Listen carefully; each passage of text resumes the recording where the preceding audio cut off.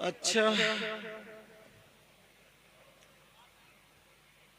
अच्छा, चलो दोबारा बता ताकि मेरी बहनें भी सुन लें। जी जी। दयूस की बात चल रही थी। किसकी चल रही थी बोलो? मैंने ही बताया हमारी कम से कम 50 भाई ऐसे होंगे कि हमारी जवान बेटियों पे मोबाइल, बेटियों को मोबाइल मत दो। क्यों दिया?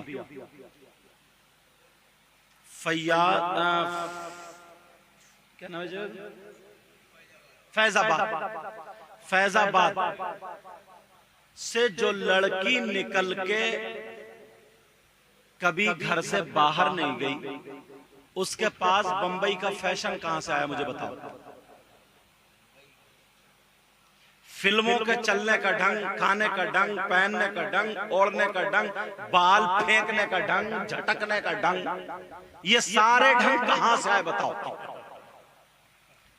अब्बा ने सिखाया, अम्मा ने सिखाया, कोई मास्टर लगाया ट्यूशन के लिए, मैम लगाई, बोलो कोई मैडम आई?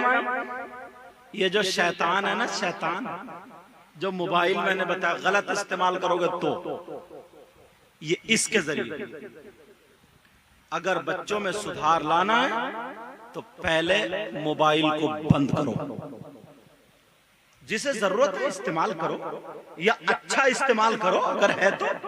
इससे जो लड़के स्कूल पढ़ने वाले हैं अगर मैथ में कमजोर हैं तो ग्रामर सीखो, मैथ के कवायद सीखो, इंग्लिश में कमजोर है तो ग्रामर सीखो, किसी और सब्जेक्ट में कमजोर है वो मजबूत करो। मदरसा पढ़ने वाले अगर नहव में कमजोर है, नहव, सर्फ में कमजोर है, सर्फ, मंतिक में कमजोर है, मंतिक, अपनी लैंग्वेज, गुफ्तगू, अपनी ये सारी चीजें संभालो। दीनी बातें इतनी सुनते हो, आधा घंटा कम से कम इसमें दीनी बातें सुनो, लेकिन सुन्नी उलमा की सुनियो। ये यहां पे जरूर लगा दो, वरना आपको पता नहीं चलेगा। वरना आपको बताऊं कैसे पता नहीं चलेगा।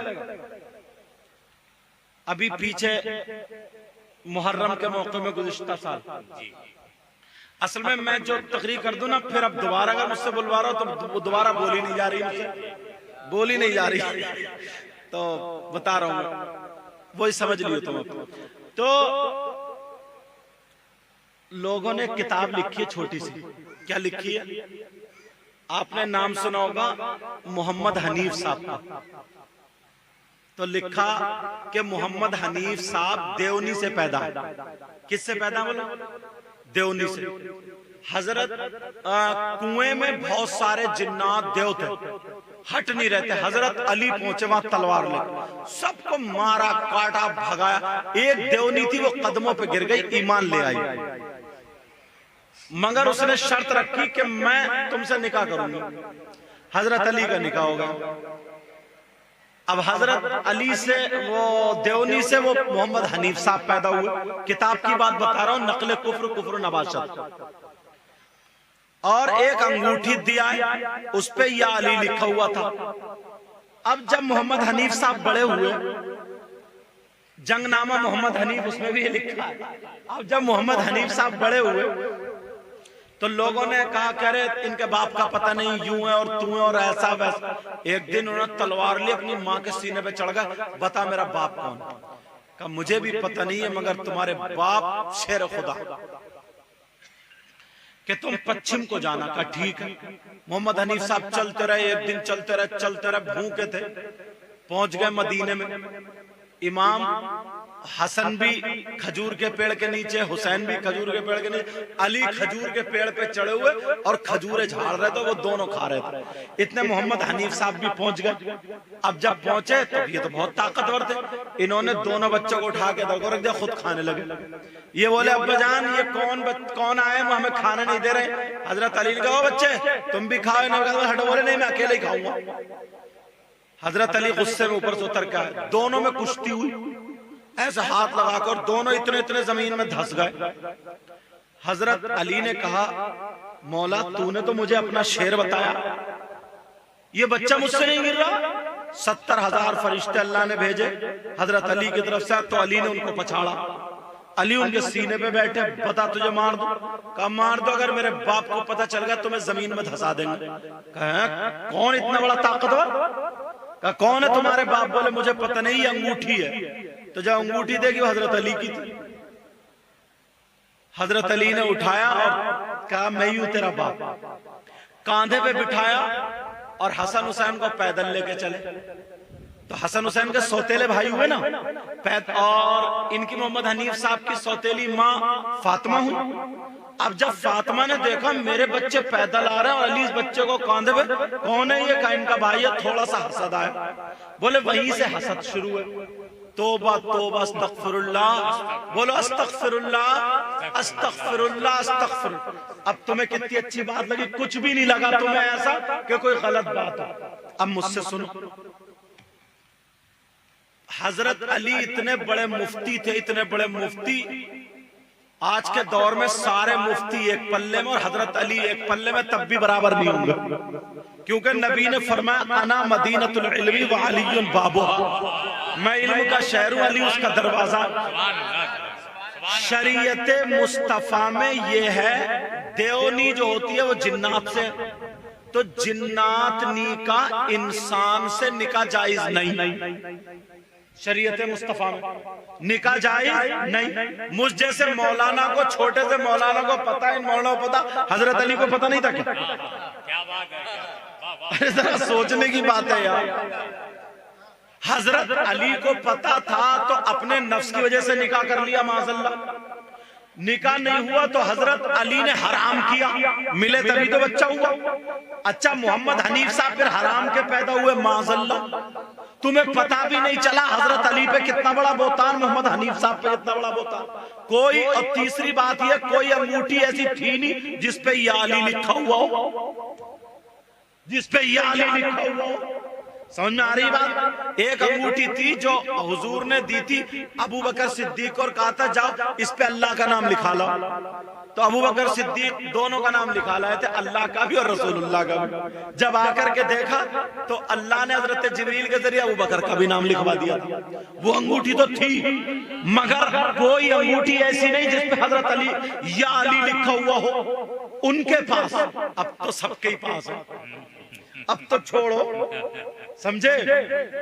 अब ये भी गलत। तीसरी बात ये, हजरत अली कभी किसी के दरख्त के, दूसरे के दरख्त के अपने बच्चों को एक लुकमा नहीं खिलाया, तो हसन हुसैन को दूसरे के दरख्त का खिलाएंगे क्या? तीसरी बात ये, हसन हुसैन पे भी कीचड़। तीसरी बात ये, दोनों बच्चों हजरत अली में और उनमें कुश्ती हुई, इतने इतने जमीन में धंस गए, ये भी गलत। अब आखिरी बात ये, सैयदा फातिमा को इन लोगों ने हसद का मूजिब ठहरा दिया कि उसी दिन से सौतेली मां को हसद होता है। माज़अल्लाह, मेरे अल्लाह ने ना सैयदा फातिमा को तो इतना पाक रखा ना, इतना पाक। औरतों को महीने में गंदा खून एक मर्तबा आता, उनके कपड़े नापाक होते, सैयदा फातिमा को तो वो भी नहीं आता। इसीलिए ज़हरा पाक रखा। और आला हजरत का शेर, तेरी नस्ल पाक में है, बच्चा बच्चा नूर का, नूर तेरा सरकराना नूर का।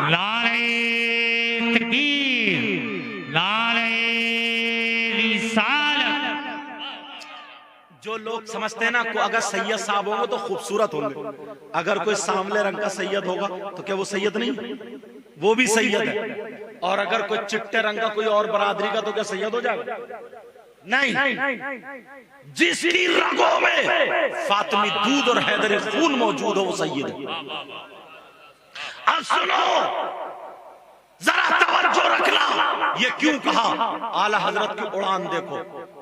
औरत को महीने में एक मर्तबा कपड़े नापाक, जिसको MC हैज बोलते हैं, उस वक्त वो नमाज नहीं पढ़ सकती, गंदा खून, कुरान को हाथ नहीं लगा सकती, गंदा खून, रोजे नहीं रख सकती, गंदा खून, अल्लाह की तरफ से माफी। लेकिन सुनो, जब शादी हो जाती है, पेट में बच्चा, उम्मीद होती है ना, तो 4 महीने के बाद जब पेट में बच्चा तो उसको रूह फूंक दी जाती, रूह डाल दी जाती। अब वो बच्चा खाता क्या, पीता क्या? अल्लाह ताला माँ के रहम से उसके पेट में एक पैप जोड़ देता जिसको नाल बोलते हैं। उसके जरिए अल्लाह ताला फरिश्ते की एक ड्यूटी लगाता। वो माँ का खून जो था ना, अल्लाह अपने करम से रिस्क में तब्दील फरमाता और उस बच्चे का वो रिस्क बना देता है। वो खून बच्चे की ग़िज़ा बनता है। कौन सा खून? वही जो गंदा खून था, वो बच्चे की ग़िज़ा बनता। डॉक्टरी एतबार से अगर वो काट दिया जाए तो 3 दिन माँ के भी लाले पड़ जाएंगे, बाप के भी पेट में जहर फैल जाएगा। लेकिन वो खून सारे बच्चों की ग़िज़ा। वाह रे वाह, आला हजरत आपकी उड़ान। सैयदा फातिमा को तो वो खून आता ही नहीं था। 6 औलाद है, 3 बेटे 3 बेटियां। तुमने 2 ही बच्चों का नाम सुना होगा, हसन हुसैन का। एक और है, उनका नाम इमाम मोहसिन है। 3 बेटियां, सैयदा ज़ैनब, सैयदा रुक़ैया और सैयदा उम्मे कुलसूम। कंफ्यूज मत हो जाना, हुजूर की भी 4 बेटियां थी, उनके भी नाम यही थे, हजरत ज़ैनब, हजरत रुक़ैया, हजरत उम्मे कुलसूम और सैयदा फातिमा। ये मत समझियो कि हजरत हुजूर की बेटियों का नाम बता गए। फातिमा ने अपनी बेटियों का भी वही नाम रखा था जो बहनों का था। अब कंफ्यूज दूर। लेकिन सुनो, मैं जो बता रहा हूं, इमाम हुसैन पेट में खून तो आता ही नहीं था, तो ग़िज़ा क्या बना? हसन पेट में खून तो आता ही नहीं था, तो ग़िज़ा क्या बना? और सैयदों की नस्ल इन्हीं से बनी। आला हज़रत की उड़ान जवाब दे दिया। अरे सारे लोगों की ग़िज़ा माँ का खून बनता है और सैयदों की ग़िज़ा नबी का नूर बनता है। तभी तो कहा तेरी नस्ल पाक में है, बच्चा बच्चा नूर का, तू है अहले नूर, तेरा सब घराना। वाह वाह वाह, नारे तकबीर।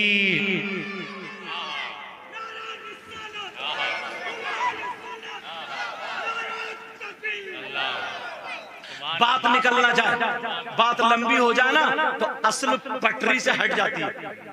पटरी से हट। मैंने ये कहा था हर एक की तकरीर नहीं सुनना, इसी पे चलो ना। अब देखो इसमें कितनी कमी निकली। और पहले मैंने सुना तो कमी लग रही थी, अब तो मैं कोई रो रो के तकरीर करने लगा। और अहले हदीस हो तुम कहोगे यार बड़ी अच्छी तकरीर कर रहे हैं, बड़े। हाई स्कूल जब पढ़े ही नहीं है, इंटर पढ़े ही नहीं है, 8 क्लास 9, उसे क्या पता मैथ क्या है? पहले क्लास वाला हाई स्कूल वाले का एग्जाम ले लेगा? बोलो। अगर तकरीर सुनो तो सुन्नी उलमा की सुनो, इसलिए ताकि तुम गलत रास्ता ना पकड़ लो। जो मैंने मोबाइल में कहा ना तकरीर सुनना, तो किसकी सुनोगे? बोलो, सुन्नी उलमा की। इसलिए हर आदमी ये चाहता है कीड़े ना लगे। क्या चाहता है? बोलो, कीड़े ना लगे। मेरी तुम्हें ये सलाह, बाकी आप जानो। और इसीलिए जलसे होते ताकि हिदायत मिल जाए। समझ में आ रही है? चलो बस इंशाल्लाह जिंदगी रही तो फिर एक आध बात और, एक आध बात और कहूँ। तकरीर अभी पूरी, वो थोड़ा डिस्टर्ब हो गया मामला उसकी वजह से। आता है ठीक है, आता है बन के, आता है बन के मौजू। असल मेरा मामला ऐसा नहीं है कि जो रट के आया हूँ आंख बंद करके दू दू करके चला जाऊं। मैं लोगों को देख के बयान करता हूँ, उसी एतबार से खुद ब खुद आता है। सोचता हूँ कि अवाम को जो है ना कुरान और हदीस के जरिए दलदल से निकालने की कोशिश करता हूँ। अब सुनो यार, बहनें बैठी हैं मगर मसला थोड़ा ऐसा है, बताना पड़ेगा। ये बताओ कितना खराब इंसान होगा वो, कितना जलील, जो सगा बेटा अपनी मां पर गलत नजर डाले। मेरा इशारा समझिए, मां के साथ गलत हरकत करे, सगा बेटा मां के साथ मुंह काला करे, जिना करे। यार ऐसा कर सकता कोई? मर जाएगा मगर मां पर गलत नजर नहीं डाली। जिस मां ने 9 महीने पेट में रखा, जिस मां ने 2 साल दूध पिलाया और उसी के साथ जिना करने जैसा, नबी ने कितनी बड़ी बात बोली है ये। इसका मतलब बहुत ज्यादा ही सख्ती वाली बात है यार। ढूंढो तलाशो, जब ये हदीस सामने आई ना तो आंखों में आंसू आ गए। चाहता हूं तुम्हारे सामने रख दूं, तुम शेयर करोगे मेरे साथ में? बोलो कौन है वो जो अपनी माँ के साथ जिना करने जैसा, जो अपनी माँ के साथ गलत हरकत करने जैसा कौन है वो? इजाजत हो तो बताऊं। अल्लाह के रसूल सल्लल्लाहु ताला अलैहि वसल्लम इरशाद फरमाते हैं, तुमने नाम सुना होगा सूद और ब्याज का। किसका नाम? सूद और, इधर उधर बोलते हैं, सूद और ब्याज। कितने लोग कारोबार करते हैं, कितने लोग ये काम करते हैं? सहाबा ने पूछा का सूद और ब्याज का गुनाह कितना है, गुनाह क्या है जरा बता दीजिए। वही बात तुम्हारे दरमियान रख देता हूं। आमना के लाल बयान फरमाते सूद और ब्याज का गुनाह, उस गुनाह के 70 हिस्से हैं। कितने दर्जे? 70। कितने टुकड़े?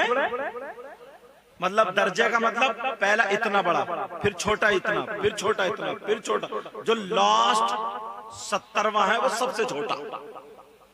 यहां से लेके यहां तक 70 जैसे फूल रखे ना, ऐसे रख दो, सबसे बड़ा, फिर छोटा, फिर छोटा, फिर छोटा, फिर छोटा, फिर छोटा, फिर छोटा। अब जरा नबी हदीस सुनो नबी की। आमना के लाल फरमाते हैं जो सूद और ब्याज का गुनाह पूछ रहे हो सुनो। सूद और ब्याज के गुनाह के 70 दराजात, 70 हिस्सा है, 70 टुकड़े, यहां से लेकर के यहां तक, सबसे बड़ा उससे छोटा, उससे छोटा। मेरे नबी फरमाते इन 70 टुकड़ों में जो सबसे छोटा वाला टुकड़ा है, उसका गुनाह और पाप ऐसा है जैसे सगे बेटे का मां के साथ जिना करना। ये अल्लाह मेरी तौबा। छोटे वाले का, फिर बड़ों का आलम क्या? कितने लोग हैं कर रहे कारोबार। आज के बाद कोई सूद और ब्याज का कारोबार करेगा? हाँ या ना बोलो? नहीं यार, गोश्त ना मिले ना मिले, चटनी से खा लेना, नमक से खा लेना, सब्जी से खा लेना, मगर छोटे छोटे बच्चों को हराम का लुक्मा मत खिलाना। कितने लोग सट्टा खेलते, जुआ खेलते। आज और से पाक में आयो, तुम साफ सुथरे होकर के चलो। नबी फरमाते ऐसा है जैसे मां के साथ मुंह काला कर मर जाएगा। आज के बाद अगर हराम का लुक्मा है तो तुम्हें मेरी तकरीर याद आ जानी चाहिए, तुम्हें ये उर्स याद आ जाना चाहिए, ये जलसा याद आ जाना चाहिए, तुम्हें पता चलना चाहिए कि यार ये हराम का लुक्मा है। प्यारो, 4 दिन की जिंदगी है, फिर वही अंधेरी रात है। कोई काम ऐसा मत करना जिससे हमें नबी के सामने शर्मिंदगी हो। नबी को मुंह क्या दिखाएंगे, नबी के सामने क्या मुंह लेकर के जाएंगे, नबी को मुंह क्या दिखाएंगे। कोई काम ऐसा गलत मत करना। बोलो नहीं करोगे ना? बस आखिरी बात सुनो, आखिरी तकरीर आज की बेजोड़ हो गई, लेकिन काम की बातें चल रही हैं। आखिरी बात, आखिरी, जहन्नम में ना, सुन लो ये बात, जहन्नम में कुछ लोग ऐसे होंगे जिनके पेट मटकों की तरह होंगे। सुन लो ये बात, क्या होंगे बोलो? मटकों की तरह। और उन्हें पेशाब लगता होगा मगर पेशाब उतरेगा नहीं, और उनकी शर्मगाना सड़ जाएगी। आला हजरत ने भी इसका जिक्र किया, उनकी शर्मगाह सड़ जाएगी, उसमें खून, पीप, कचलऊ, मर्द और दोनों। ये कौन लोग होंगे?